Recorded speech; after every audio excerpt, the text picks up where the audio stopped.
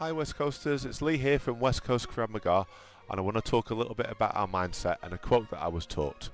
What we think, we become. I wanted our Krav Maga club to become an amazing place. I want it to be a place where people get to achieve more than they thought that they could. However, my past training experiences were not this positive, and this was influencing my vision. When I started teaching martial arts, I never stopped being a student. I didn't just wake up one morning and say, you know what, I think today's the day I'll start teaching. It sort of happened naturally in my training when I was able to help out the newer members of the class.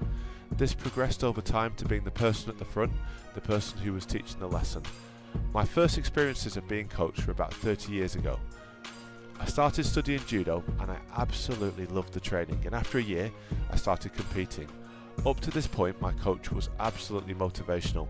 We would train about 6 days a week, and this included the occasional stint up to the Olympic Judo Centre at Kendal, and I think that if I was given the choice I would have lived in the centre if I was allowed. My coach was a fantastic innovator. He created these simple solutions to quite complicated techniques. However, there was one problem. My coach was a bully. If the competitors did not win a medal at a competition, we were forced to perform 20 push-ups, then the minibus would drive up a hill and we'd have to chase after it. This was our lift home, and to a 10-year-old, losing became a very dirty word. At 11, I remember I received a silver in a competition and my coach says, "Ooh, I think you could have tried harder to win." This resulted in a leg and a wing into the jetty at Stanley Park Lake. Luckily, one of the older students took a little bit of pity on me and he drove me home so I didn't have to walk home all wet and cold.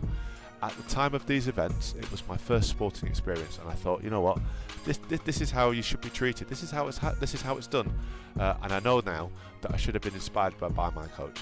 I should have been pushing my personal best, but I started to train from a fear of failure.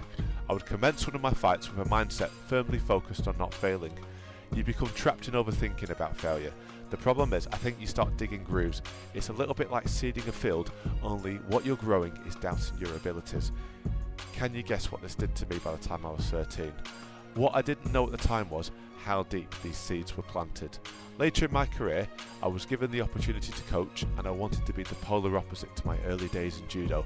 I wanted everyone to have the opportunity to learn, not just that elite few that are perfect and never fail to get gold. I want everybody in my class to have an opportunity to train and feel that there's no room for bullies. I want people in my classes to be inspired. Doesn't matter what they do in life, they approach it with a positive mindset.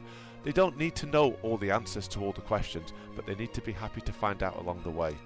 It's taken me a long time to let go of the past. It's like being kicked in the shin. At the time, it bloody hurts, but in the present today, it doesn't matter.